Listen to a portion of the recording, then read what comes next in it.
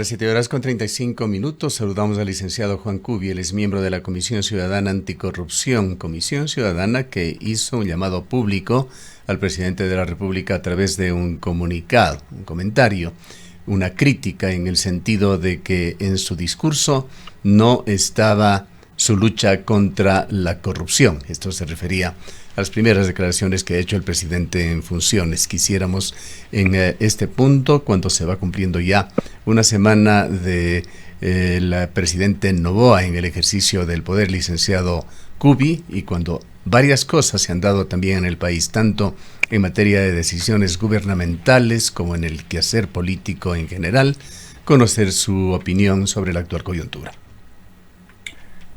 Buenos días, Gustavo. Buenos días, Rosana. Gracias por el espacio. Respecto al comunicado de la Comisión Nacional Anticorrupción, nosotros hemos advertido sobre la omisión que hizo el presidente de la República respecto del tema de la lucha contra la corrupción, que a nuestro modo de ver es una tarea urgente, prioritaria, un poco para hacer una higiene nacional que es impostergable. Sin embargo, habría que añadir que el discurso del presidente Noboa fue tan parco, tan lacónico, que prácticamente no habló de los temas más trascendentales para el país. Si hubiera podido tomarse un poco más de tiempo, tampoco hacer un discurso de esos interminables y demagógicos, pero para fijar ciertas líneas fundamentales, básicas para lo que tendría que ser su año y medio de gestión. Se ha criticado también al presidente de la República y actual gobierno, esto refiriéndose ya a la reforma tributaria, esta ley en la que también se pretende incentivar el empleo en Ecuador, de que propone nuevo sacrificio a los ecuatorianos. Se hizo un llamado por parte del ministro de Economía y Finanzas para que todos los ecuatorianos sigan aportando para la recuperación del país. Si bien no tuvo un impacto directo en elevación de tasas e impuestos significativos para la población en general, sí hay ingresos que se generan para el fisco del orden de unos 800 millones de dólares. Las críticas han venido en el sentido de que si bien se propone esta nueva ley que aún merece lecturas, no hay por allí ninguna intención de reducir el tamaño del Estado o de reducir el gasto en el fisco. Esto, el día de ayer, ya en forma posterior a la ley, tuvo una contraparte al eliminarse por lo menos una empresa que sumaba a esta obesa burocracia que existe en el país y que fue objeto también de graves problemas en el gobierno anterior o escenario desde el cual se generaron la empresa coordinadora de empresas públicas. Quisiera también su criterio sobre este tema, el tratamiento que está dando a este tema del Estado obeso el presidente de la República. Gustavo, tengo que confesarle que todavía no he leído a profundidad la nueva propuesta de ley. Casualmente hoy por la tarde tengo una reunión con un pequeño grupo de economistas donde nos van a explicar cuáles son los alcances de esta ley. Pero lo que sí le puedo anticipar es que no olvidemos que en un principio el presidente Noboa habló de pedirles contribuciones a los grandes grupos económicos de este país, una iniciativa de la cual reculó, ¿no? Porque entiendo que el sector bancario fue el que puso el grito en el cielo. Se pensaba pedirles como correspondería en una situación de crisis, en un sector que genera utilidades enormes, que prácticamente todos los años incrementa el patrimonio. Al parecer, claro, hay una decisión de estos grupos de poder de que se busquen otras salidas que no implique tocarles a ellos sus intereses. Y eso ya de por sí es un mal comienzo. Esperemos, yo le reitero, yo no estoy empapado de los alcances de esta ley, pero esperemos que en efecto no se trate de una nueva carga impositiva sobre los que usualmente somos los que pagamos estas crisis, no somos los sectores medios y los sectores populares. Juan, muy buenos días, licenciado Cubi, gracias por acompañarnos. Pues, ¿cómo ve usted la coyuntura política al interior de la Asamblea Nacional? Escuchamos a Pierina Correa del Movimiento Revolución Ciudadana advirtiendo que no es que el pacto va a aprobar cualquier cosa que mande el presidente de la República. Entendemos que el resto de bancadas estarán analizando, pero quizás hay otros elementos que ya se han hecho públicos y que podrían de una u otra manera incidir en la toma de la decisión de las bancadas, uno de ellos el juicio político a la fiscal Diana Salazar, es decir, podría estar condicionada esta propuesta de ley de reforma tributaria de Daniel Noboa a estos otros temas que se estarían fraguando dentro de la Asamblea, el mismo juicio político al expresidente, ya hoy expresidente de la República, Guillermo Lasso. Mire, Rosana, yo había dicho en un artículo que me sorprendería que este acuerdo legislativo sea únicamente para darle gobernabilidad al país. Eso significaría que los políticos ecuatorianos y sobre todo los asambleístas se convirtieron en arcángeles, ¿no? Que prácticamente van a velar por la felicidad del resto de ecuatorianos. Y eso era sorprendente, porque en este país, aún más en una situación en que los actores que están involucrados son los socialcristianos y los correístas, es absolutamente inadmisible que un acuerdo de este tipo, el acuerdo del reparto legislativo, no traiga otros elementos adicionales. Sería sorprendente. Usted conoce que históricamente los socialcristianos y los correístas, entre otros objetivos, siempre han apuntado a controlar las instituciones de control, valga la redundancia, y de fiscalización del Estado, dígase superintendencias, contraloría, fiscalía, etcétera, y no han ocultado sus intenciones. Cuando plantean un juicio a la fiscal, lo que están planteando es asegurar o allanar el camino para la impunidad de los prófugos y de los perseguidos por la justicia del correísmo. Entonces, en ese sentido, el gran problema que enfrentamos es que nadie conoce a ciencia cierta el fondo de esos acuerdos. ¿Qué implica este reparto? Que no solamente va a ser en temas de mesas legislativas, en términos de dignidades de la Asamblea Nacional. Eso sería muy ingenuo creer que a eso se limite este acuerdo y supuestamente para permitirle al presidente Noboa gobernar este año y medio. Ahí hay otras cosas que irán saliendo a la luz en la medida en que se vayan proponiendo y aprobando leyes y en contraparte se vayan tomando ciertas decisiones que beneficien a tales grupos o a tales sectores. Habrá que esperar, pero hasta ahora lo que vemos es que obviamente es una alianza frágil, como se dice comúnmente, pegada con babas, que puede entrar en conflictos o en crisis el momento en que no se satisfagan las aspiraciones de uno u otra bancada legislativa. Las acciones que se den en la Asamblea con respecto al tratamiento de este primer decreto con el carácter de urgente serán decidoras. En cuanto a esto, Pierina Correa ya ha advertido que el trato no es un trato incondicional de tomar cualquier decreto o cualquier propuesta de Noboa y de aprobarlo, que pasará por su análisis. Ese es el gran problema de estos pactos, Gustavo, que como no son claros, como no definen un acuerdo en función de políticas para el país, claro, el momento en que empiezan a aplicarse aparecen estos detalles que, como se dice comúnmente, en los detalles está el diablo, que son los que van a bloquear el funcionamiento de ese acuerdo legislativo. Esperemos a ver primero qué pasa con esta ley, qué pasa con las decisiones que va a ir tomando poco a poco el gobierno. ¿Qué sucederá, por ejemplo, con los temas de esto del control y manejo de la justicia, de la metida de mano en la justicia que están pretendiendo algunos sectores? Todo eso será dilucidando en los próximos meses, ¿sí? Esperemos que no asistamos otra vez a un conflicto de este mal reparto de la institucional del país que termina generando una crisis sin salidas democráticas, ¿no? Esperemos que no vuelva a ocurrir eso. Sería el colmo que en año y medio no podamos medianamente respetar la institucionalidad de este país. Ahora, en este primer decreto con el carácter de económico urgente, aunque usted nos señala, no ha tenido todavía la posibilidad de revisarlo. En definitiva, lo que se propone es una remisión tributaria o perdón de intereses de deudas a contribuyentes, tema que ha sido siempre polémico aquí en el país. También cumple con algunos incentivos prometidos en campaña por Noboa, incentivos sobre todo para sectores productivos, cambios en las alianzas público-privadas y zonas francas, que es planteamiento que lo hizo anteriormente el presidente Guillermo Lasso. Y usted se refería a un impuesto que no llegó a darse, se hablaba, se comentaba, se denunciaba, podríamos señalar, sobre cierto impuesto de 2 o 3% que se pondría a las reservas de los bancos o a los superávits, lo cual generó ya preocupación en el sector bancario, pero no se procesó.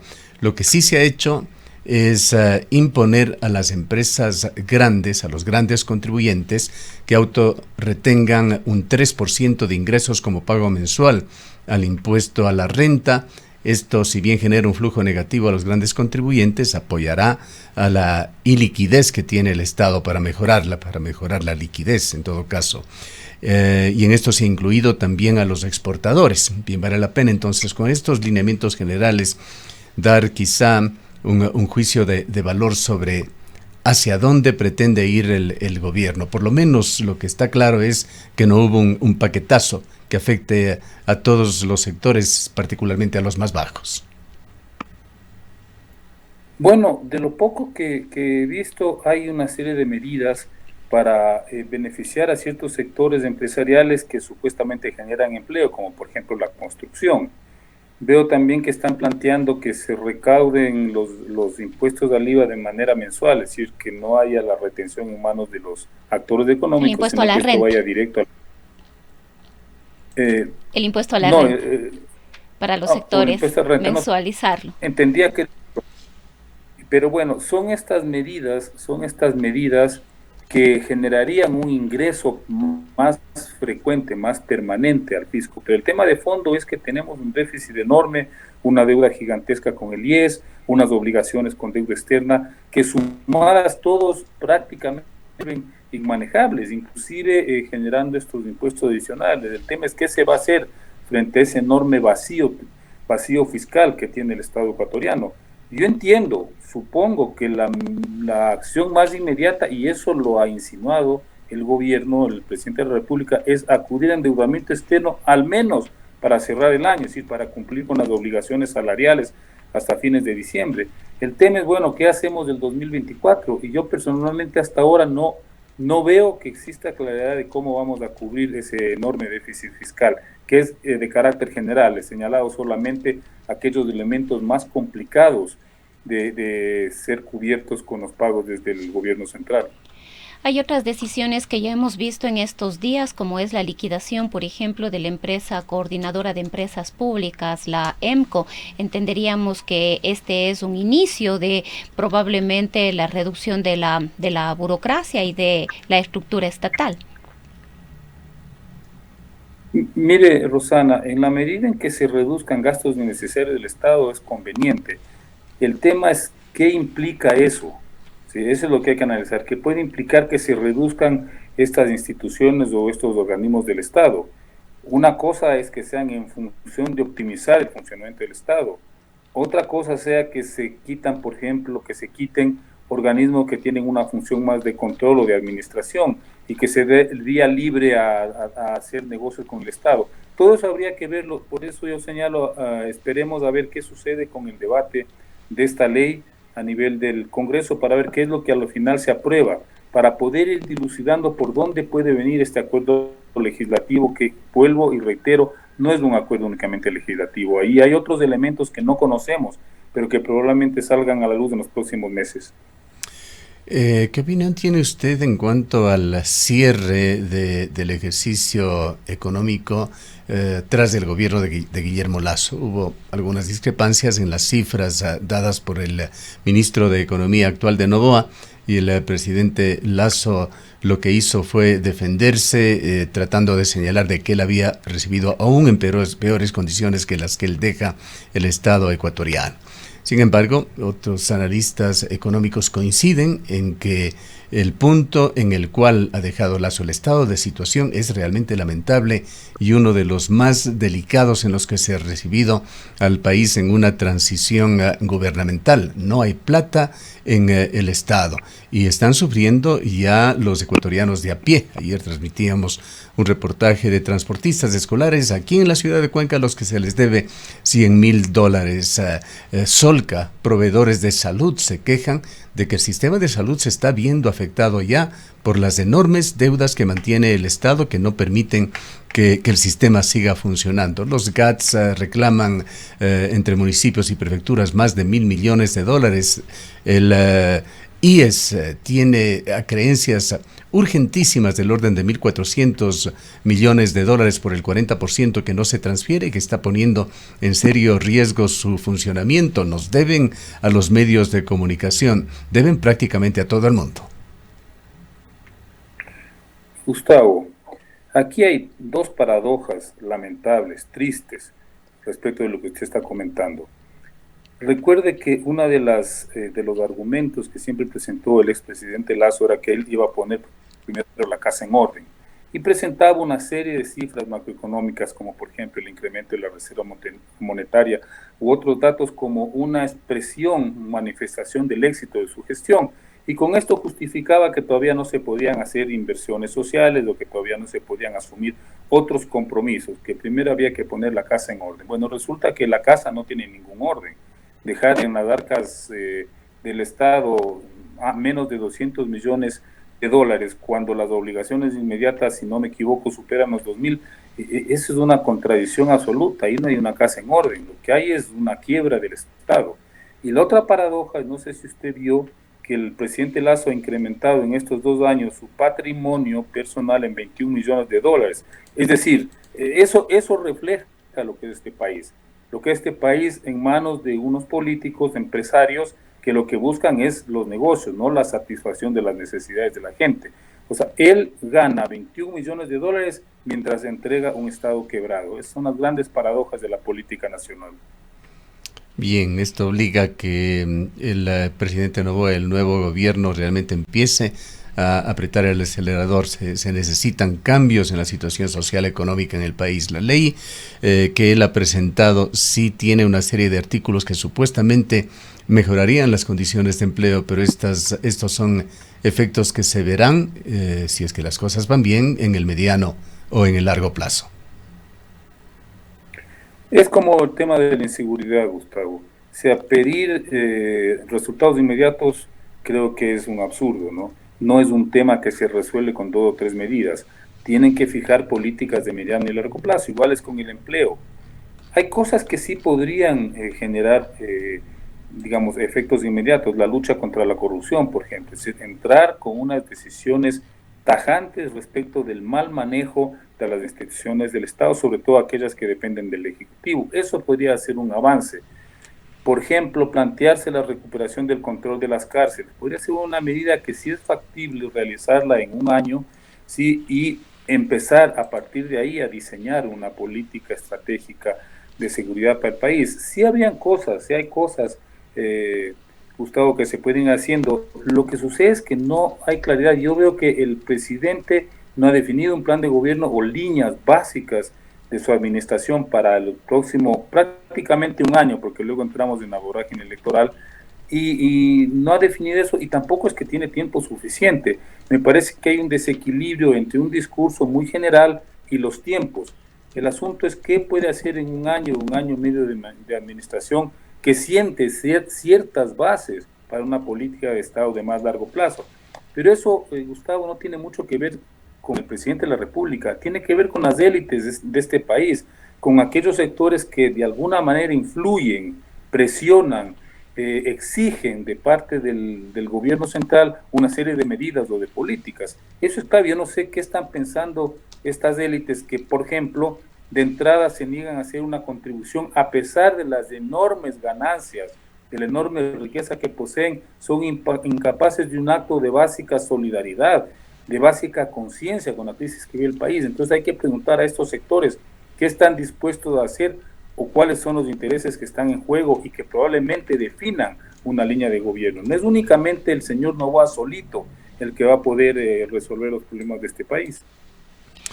Juan, ¿cómo ha visto usted esta situación que se ha dado entre el presidente de la República y la vicepresidenta Verónica Abad con esta decisión de enviarla como embajadora de la paz, algo así, hacia Tel Aviv, en la embajada de Israel?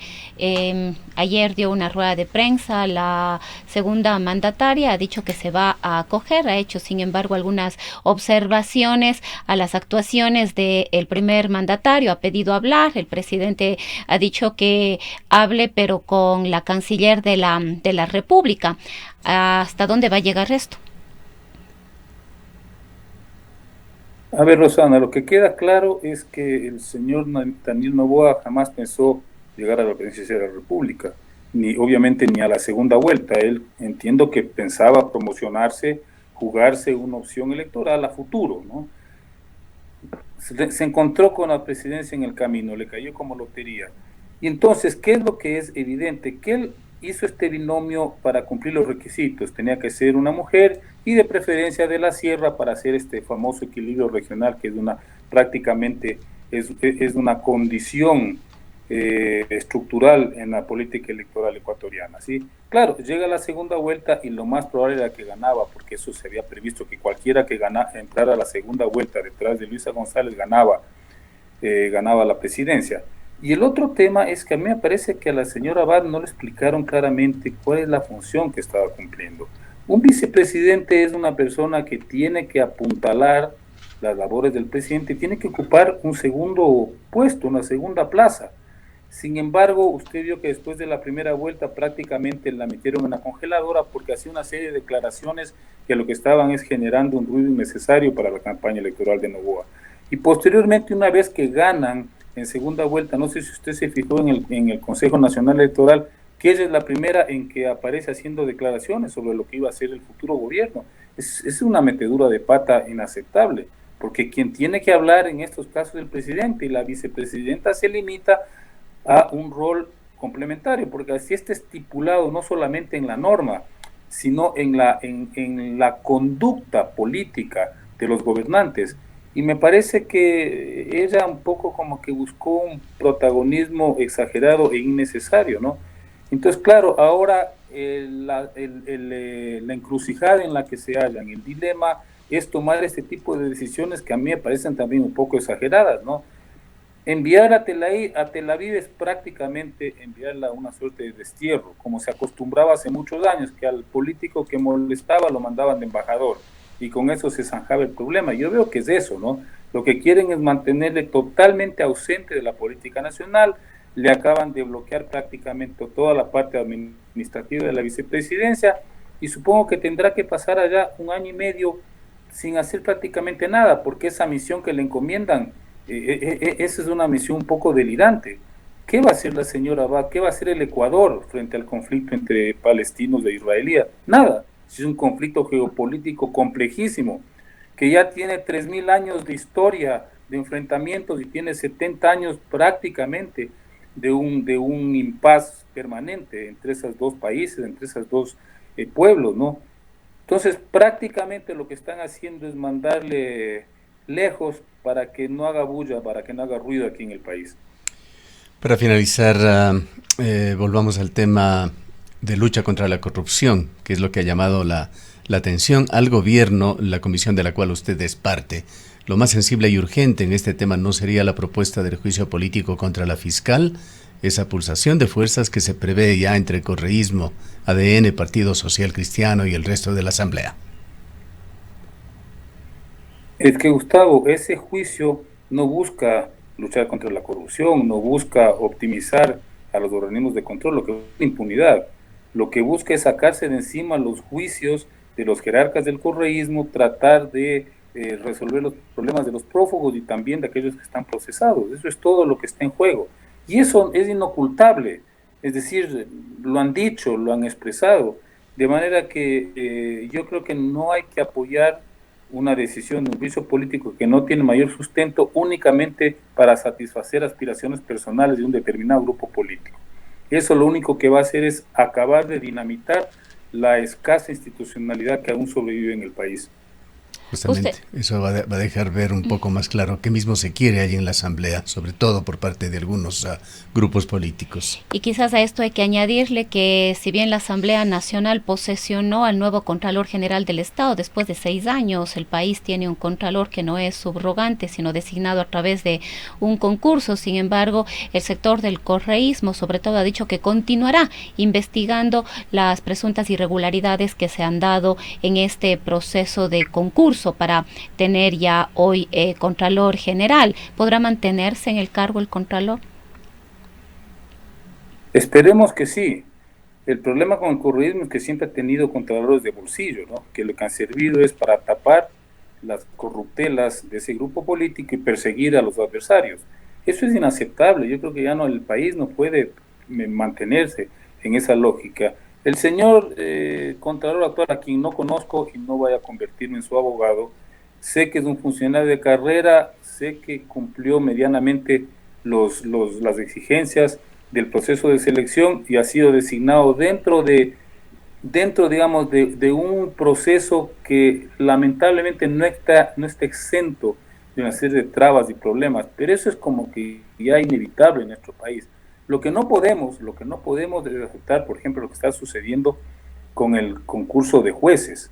Eso sí es grave, porque incluso esa comisión internacional que vino a supervisar o a observar esta selección dijo que las irregularidades tenían que ser subsanadas y que no se le estaba haciendo con coherencia, con un sentido de ética y de objetividad, ¿no?, respecto de la selección de los nuevos jueces. Pero en el caso del Contralor, no se olvide que se agotó hasta el último el tema del concurso, de la participación de la Comisión Ciudadana y el mismo funcionamiento del Consejo de Participación Ciudadana y Control Social.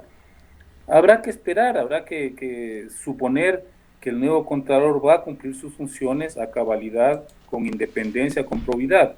Lo que no podemos admitir que se nombra un Contralor que eventualmente podría tener una actitud totalmente objetiva, transparente en el control de los fondos públicos, y un grupo político se oponga porque no le conviene. Eso es inaceptable, Rosana y Gustavo. Bien, queremos agradecerle por su presencia. He escuchado declaraciones del licenciado Juan Cubi. Él es miembro de la Comisión Ciudadana Anticorrupción. Son las 8:01. Los Black Days.